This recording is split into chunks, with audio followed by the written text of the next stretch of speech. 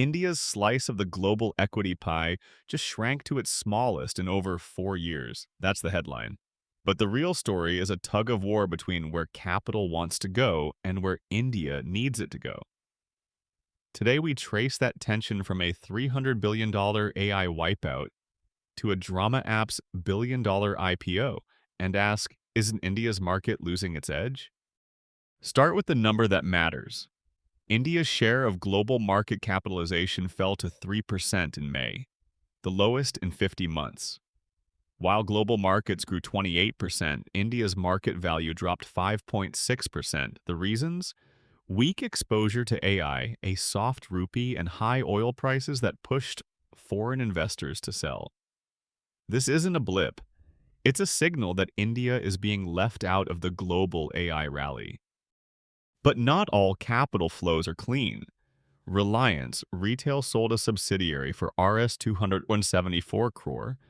Then a wholly owned Reliance entity lent the buyer almost the same amount through optionally fully convertible debentures. It's a circular loan that blurs the line between a genuine sale and a related party transaction.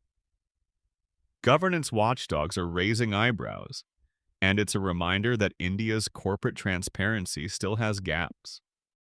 But that doesn't mean tech money has dried up. Kuku Technologies, a vernacular audio and short drama platform, is targeting a $1.8 billion valuation in a confidential IPO worth up to Rs 3,500 crore. The proceeds will fund AI-driven content production and expansion. So, while global AI hardware stalls, India's software story, especially in entertainment, is still attracting big bets. And that AI exposure problem just got worse. Broadcom, a key AI chip supplier, saw its stock plunge 15% after keeping its revenue forecast unchanged. That wiped out over $300 billion in market value, the biggest one-day loss since early 2025. The message: even the giants of AI are hitting a ceiling. For India, which was banking on AI-linked growth, this is a reality check. Meanwhile, the RBI is caught between a rock and a hard place. With oil prices surging due to US-Iran tensions and El Niño threatening food inflation, the central bank is expected to hold the repo rate steady at its June 2026 meeting. But it will likely warn of higher inflation and slower growth for FY27. That means no rate relief for borrowers and a cautious monetary stance for the rest of the year. And here's the final piece of the puzzle.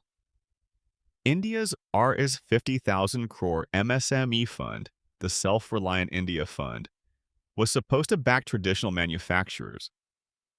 Instead, 70% of its Rs 16,000 crore deployed so far has gone to tech startups.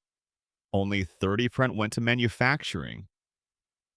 The fund was created to counter the venture capital bias toward tech, but it ended up mirroring it. That's the tension we started with.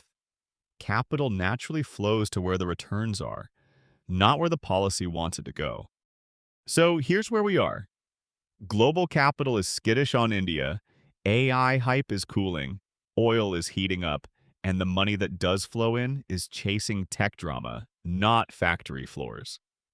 The government's MSME fund was supposed to fix that, but it got sucked into the same vortex.